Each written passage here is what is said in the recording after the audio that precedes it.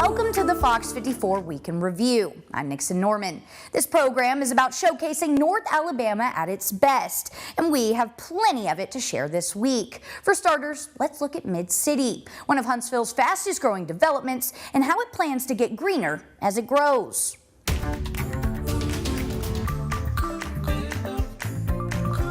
MidCity is growing by leaps and bounds, and the need for more environmentally friendly buildings are more of a priority. Construction is underway for one that will be the first in Huntsville. Our Ken McCoy has more. We know that Huntsville is doing all it can to reduce its carbon footprint.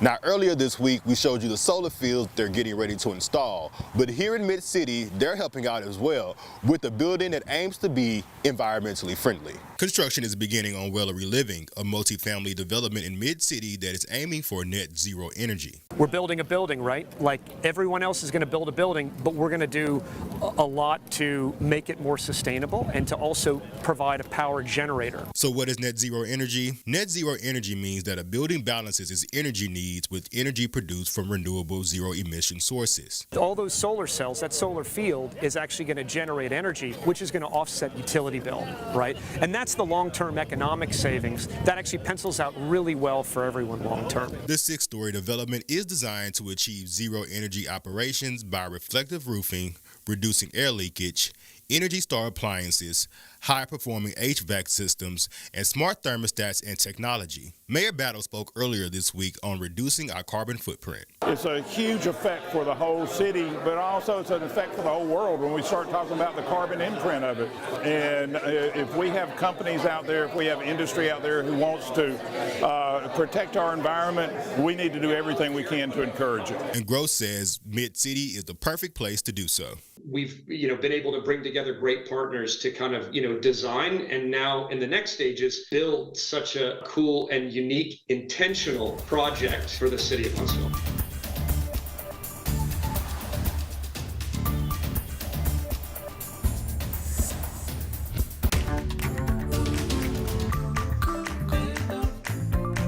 U.S. Army Aviation and Missile Command held AMCOM 101 for missiles today to discuss how AMCOM and the Army Missile Enterprise support warfighters around the world.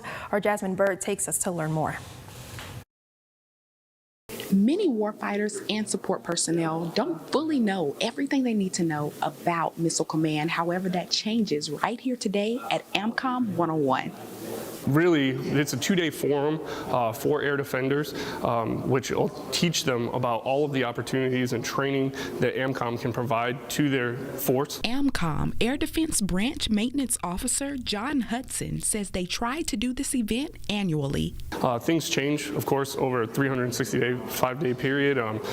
People change out, right? And the Army is ever evolving. So it's nice to bring everybody together and teach them the new technologies and capabilities that we have, in the force.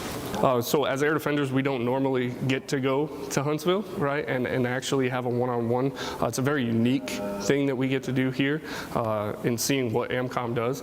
I am one of one as far as AMCOM goes, so I'm the only air defender in the AMCOM command group here. So them being able to see what this position does really sets them up for what they want to do in their future as soldiers. In Huntsville, Jasmine Bird, Fox 54.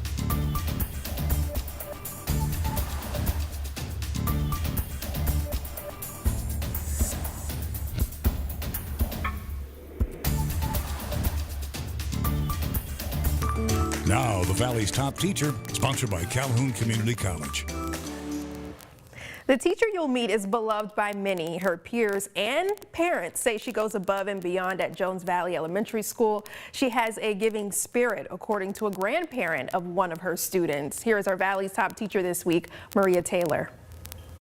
In Maria Taylor's class, today is Tasty Tuesday. It's just a taste of what she does to get her kids ready for the next level. Today we've just been learning about the different cups and half cup and different measurements, and they love getting hands-on with everything and measuring. Let's even it out so we'll get one more. And if you couldn't tell, I love pre-K. It's my passion. Pre-K is my passion.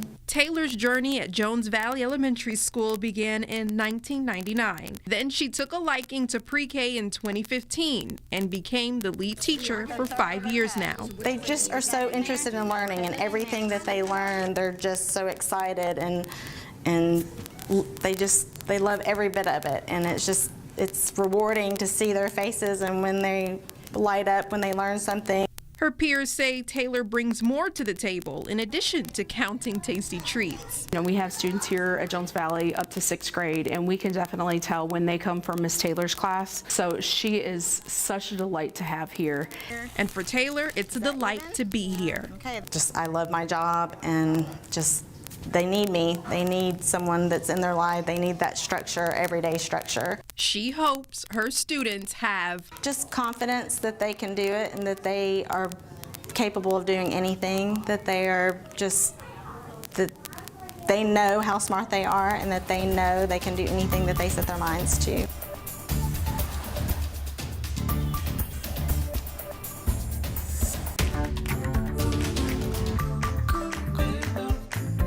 Thank you, Ken. Looking forward to that. And sticking with education, a local organization, nonprofit at that, Reach and Teach, has teamed up with Decatur City Schools for the 3rd year. Our Jasmine Bird here with all the details. And Jasmine, I heard something pretty exciting, a community-wide concert? It is, Kanisha, and Rock the Block is a music festival that is planned and produced by high school students. And this Saturday, those students will see their hard work pay off. This year, we will have a large group of students that are helping to execute the event on Saturday. And we have had one phenomenal student that has worked through the program for the entire year. Her name is Maya Moten, and she is a sophomore at Austin High School. Reach and Teach is an educational nonprofit. Executive Director and co-founder April Clark says this program gives students the opportunity to make decisions and see those decisions come to life. The idea to teach students about business, marketing, and entrepreneurship through concert promotion actually grew out of my classroom. I'm a former marketing teacher. Clark says this partnership with Decatur City Schools is really unique. In that the students that come through this program are hosting a community-wide event. And most of the concerts that we work with the students take place on their school campus. And that's not all. The students are able to work with city officials in a way that, most students don't have that opportunity. Clark says the support from the community has been incredible. And not just that, but just the encouragement from city officials, being patient as they work with teenagers to fill out the paperwork and ask a million questions, and, understanding that we're not going to always get it right the first time. But and the overall goal is this is a learning experience. And so just, giving my students grace and working with us to make sure the students are learning. That's the ultimate goal, is getting those students experience and connections with industry professionals and people within the community. Well, students in Decatur also got a little lesson in civics today. Miss Jan Lowry's 1st grade class at Oak Park Elementary School learned why their vote counts and how to use their voices for good. The class wrote letters asking to include strawberry milk as a drink option in the cafeteria. The school's child nurse practitioner supervisor received their letters, made sure the strawberry milk request met nutritional guidelines, and then shared good news with Miss Lowry's students this morning. And I just wanted to tell y'all that I loved your letters, and I appreciate y'all so much telling me what you like in the cafeteria and what you'd want to have. How cool is that? Well, get this. In a poll by Miss Lowry's students, strawberry milk won out over chocolate and plain.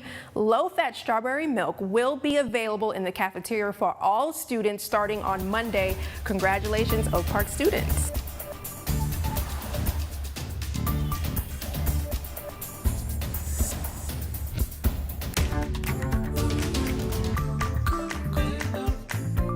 Hey, good good evening, everyone. It's no secret that Huntsville and Madison County, well, this area, it's filled with great athletes on all the levels. A large majority of those athletes are enshrined on a yearly basis at the annual Huntsville-Madison County Sports Hall of Fame. Now, this year's inductees include Margaret Holzer. She's more than deserving of this honor. The Huntsville native and Auburn alumni swam on the world's biggest stages, the Olympics, earning 2 silvers and a bronze medal in the 2008 Beijing Games. She reflected on the honor and commended all of her Hall of Fame classmates.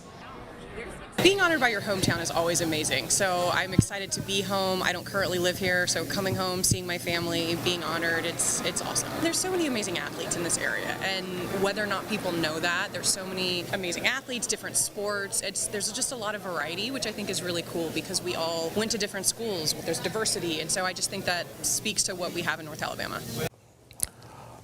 Among the class headliners is Troy head football coach John Summerall. The Huntsville native was inducted on his first ballot after coaching Troy to their best season in the FBS ranks. During that season, Troy capturing the Sun Belt Championship and won the Cure Bowl. The Grissom High grad has been following Holzer's career since their days in high school. I was a pretty average athlete, and I'm hopefully a good football coach, we'll see, but Margaret Holzer was my age in high school, a much more talented and decorated athlete than myself.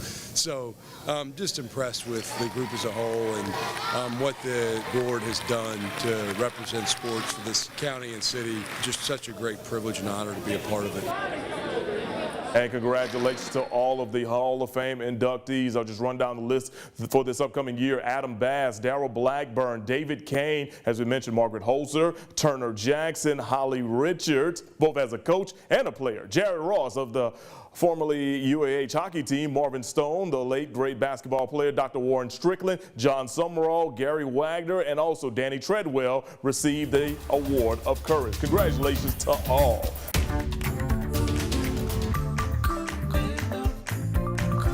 All right, well, 50 years of existence for any program can seem like a long time, but when it greatly impacts the lives of those involved, there is a lot to celebrate. Our Ken McCoy has more from Alabama A&M University's ROTC Week.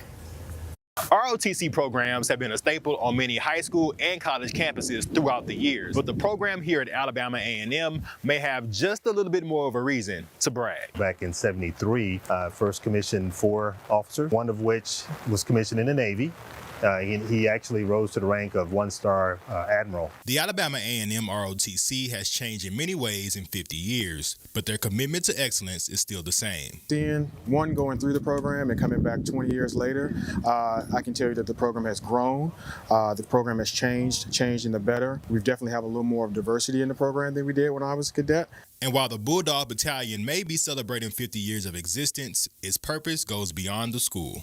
So there's actually only 3 ways to become an officer in the military: through West Point, United States Military Academy, through the Reserve Officer Training Corps program, which they have here at Alabama A&M University, and Officer Candidate School. So here at Alabama A&M, Reserve Officer Training Corps program was established in 1971 and commissioned the first officer back in 1973. Today's celebration featured military vehicles from local military agencies lending their resources. With Huntsville being a hub for the military, cadets have a chance to have a unique experience. You have the opportunities to interact with all grades within the military, to learn and grow as a cadet.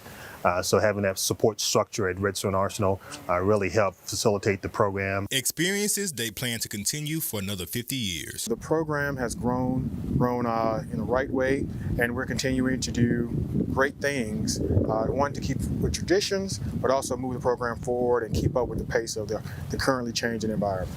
And if you think that 50 years is a great milestone, the investment the program has had on its cadets is even greater. I'm also an alum and product of the Alabama A&M University.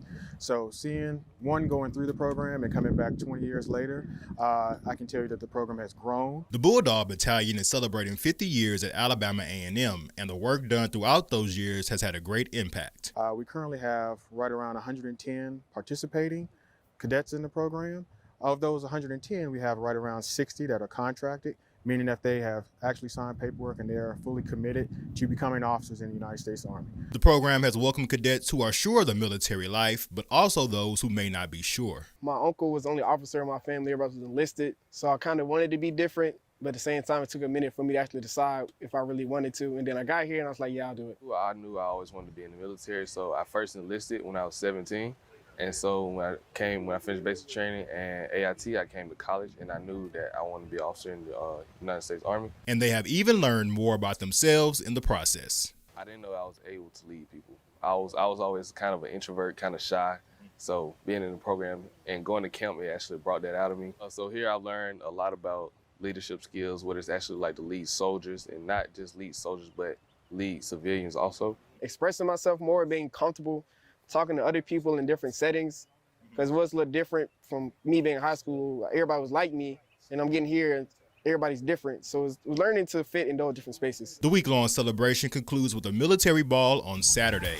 For Fox 54 News, I'm Ken McCoy.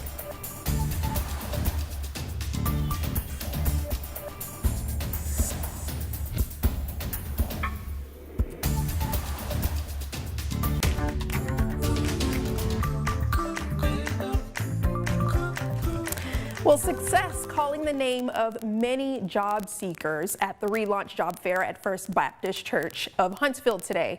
Job seekers from all backgrounds and all experience levels were encouraged to come out. Our Jasmine Bird is here to tell us about the free one-day event. Jasmine, tell us a little bit more about it. Yes, Kanisha. So this Relaunch Job Fair today is for individuals changing careers that have dropped out of high school or who are not achieving their full potential or are in need of a second career chance. Let's take a look.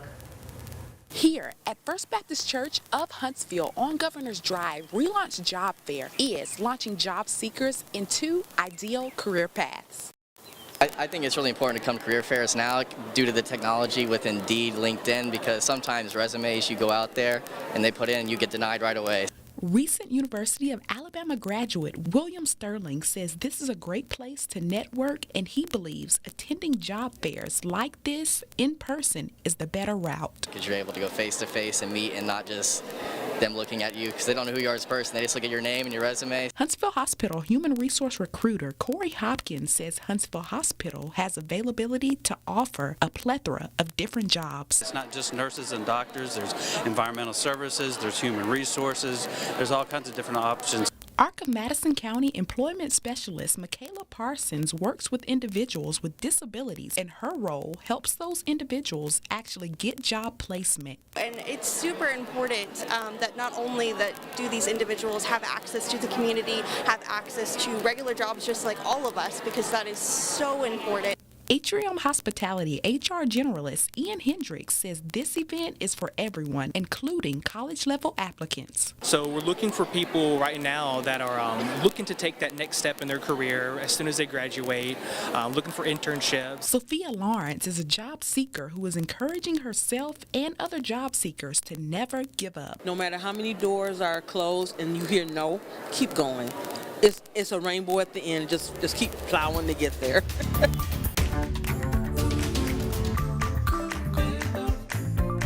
This week, Calhoun Community College will see close to 1,200 area first graders on its Decatur campus take part in their annual community outreach event called Let's Pretend Hospital. Our Jasmine Bird is here in the studio to tell us all about it. Jasmine? Yes, Nixon. Today, this week actually, is Calhoun Community College's Health Sciences Division is providing first graders with friendly and age-appropriate information about what actually takes place when someone is admitted to the hospital.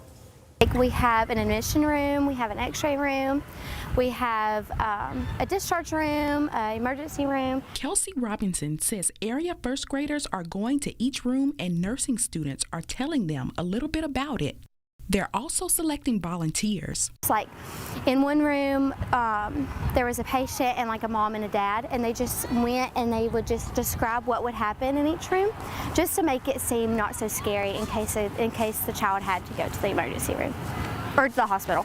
Calhoun Community College Nursing Department Chair Lynn Hogan says nursing students work to set up a kid-friendly hospital in their health sciences building, and they invite first graders in Limestone and Morgan County city schools and county schools to come and experience what it would be like to visit the hospital. In a safe environment for the children to interact with healthcare providers and to learn about what it's like to be in the hospital, in a patient room, in x-ray, X-ray in the lab, to go to surgery.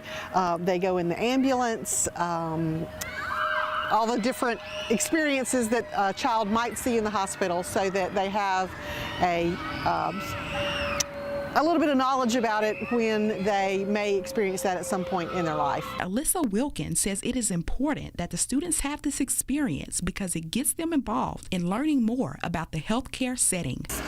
Seeing what it's like to get the x-ray taken or getting some blood drawn, it just helps them to not be as scared.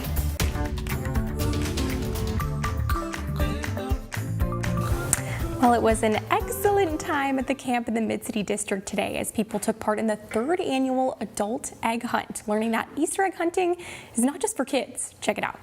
Here at the camp in Mid-City, adults of all ages rush to find eggs hidden in bushes and all throughout the property. I'm here to Easter egg hunt. I stole my grandson's Easter basket and I'm ready. Showing that Easter egg hunting is not just for kids. For some, it unlocks their inner child. I've Easter egg hunting since I was like little. And for others, they're excited to see what's inside. I'm hoping for the golden egg. What's in the golden egg, do we know? I think it's cash. Yeah, heck yeah. I want the Anthony Hamilton tickets and maybe some cash to spend at the concert. Every prize possible. Whatever the gift cards are, give them to me because I need them. Trader Joe's, I think that would be a good one. Or Topgolf could be fun. Or even the camp, even here. From gift cards to tickets to treats, there's something for everyone to enjoy. We love the camp. Yeah, it's a great setup. Here for all the celebrations. Yeah. Everyone coming together to enjoy the music, the food, and egg hunting fun ahead of the Easter holiday. I'm just excited to see how well I am at finding the Easter eggs.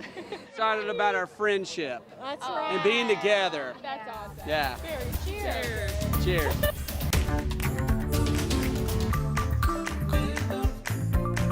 And one young go-getter is making changes to the city of Athens after her recent meeting with the mayor. Her focus right now is gingerbread housing. Our Sedona Meadows takes us there.